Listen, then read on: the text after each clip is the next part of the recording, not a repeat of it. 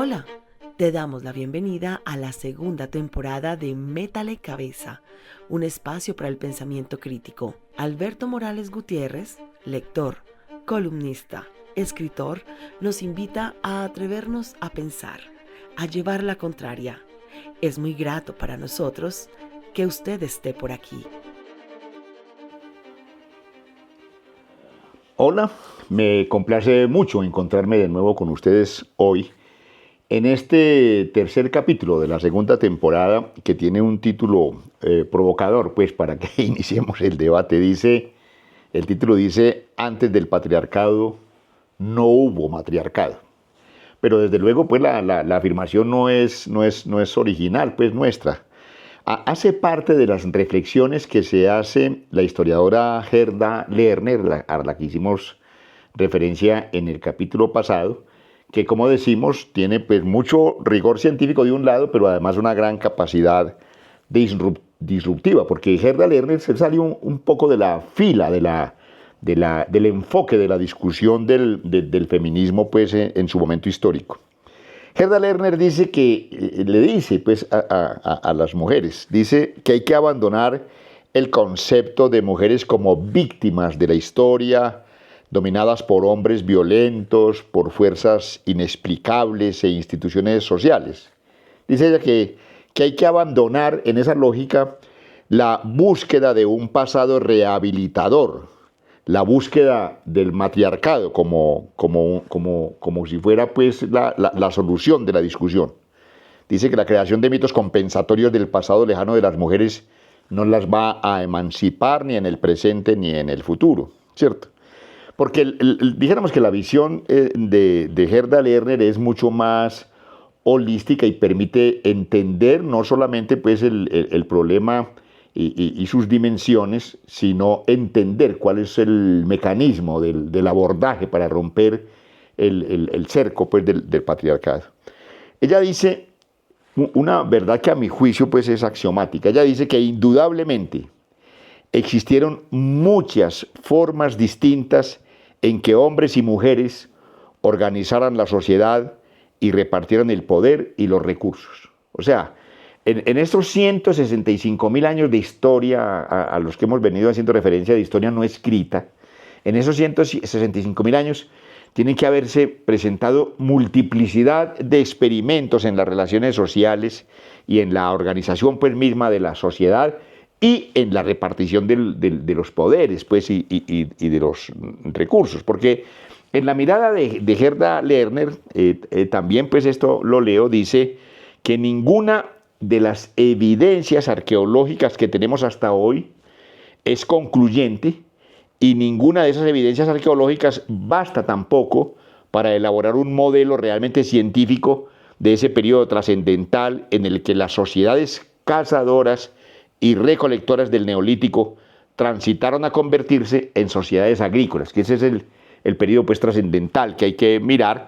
En tanto después de las sociedades agrícolas ya empieza a organizarse pues, de una manera distinta las civilizaciones y a organizarse y a entronizarse el modelo pues, de las relaciones sociales que terminaron siendo dominantes.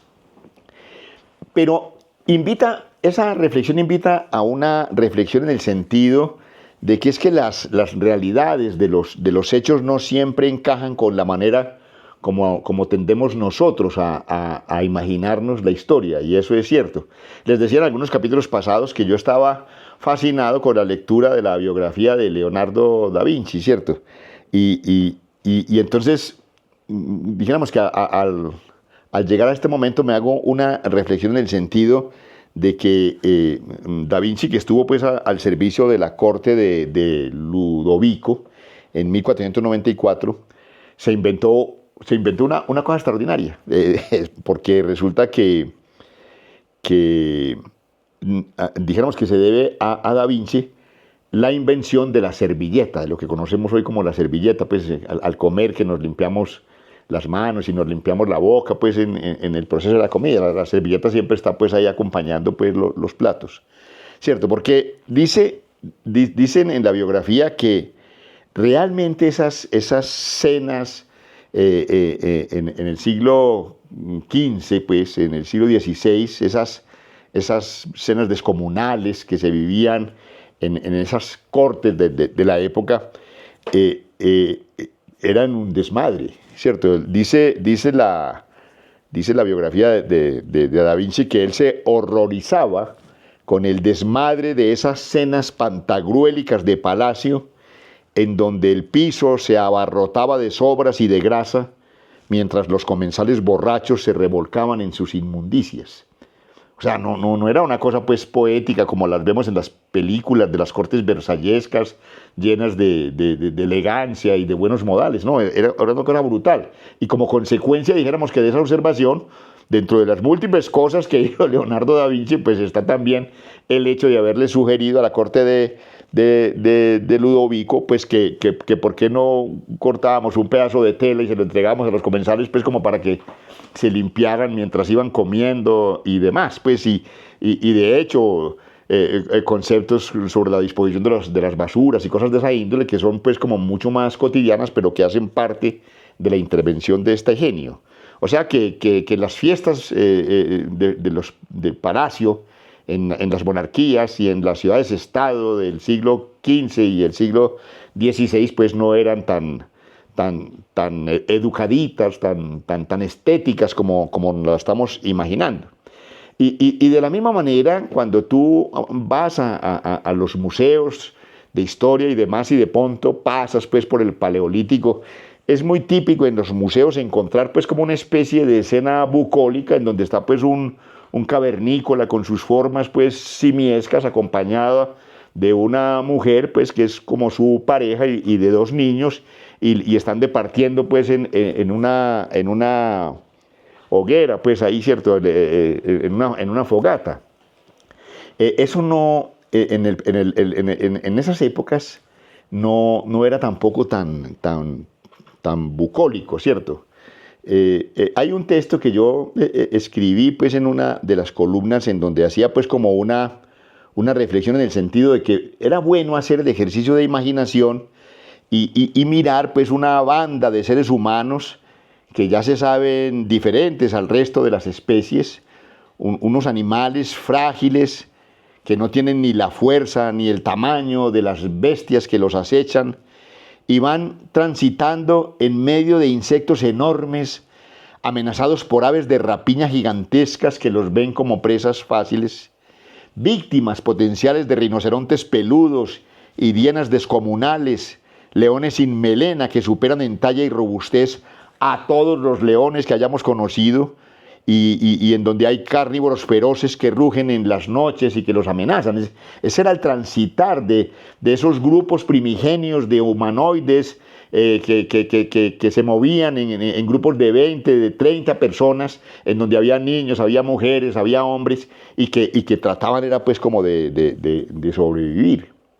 De hecho, incluso podríamos, y así lo planteaba yo en el artículo, piense en ellos recogidos al interior de la caverna, protegiéndose con el fuego a la entrada, pues para que no entraran las bestias, en la esperanza de ahuyentar a sus depredadores con ese fuego, caminando siempre, huyendo, atravesando la estepa, pero con plena conciencia de su existencia y mirando a todos lados, imaginando algo malo, un peligro a la vuelta de aquel montículo, detrás de aquel árbol. O sea, imaginar pues ese grupo de humanos, de hombres, mujeres y niños que ya piensan, que ya imaginan, que ya hablan. Eso tenía que ser una cosa profundamente compartida, de lucha por la sobrevivencia, de mucha empatía, de mucho protegerse los unos a los otros. Esa sí puede ser una imaginación asociada a la historia real, ¿cierto?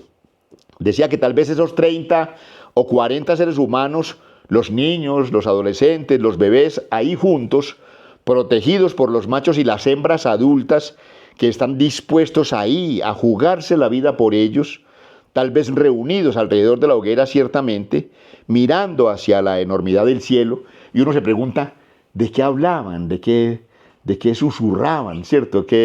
¿Cómo ejercitaban a la imaginación, ¿cierto? Mirando además noches extraordinarias y paisajes extraordinarios.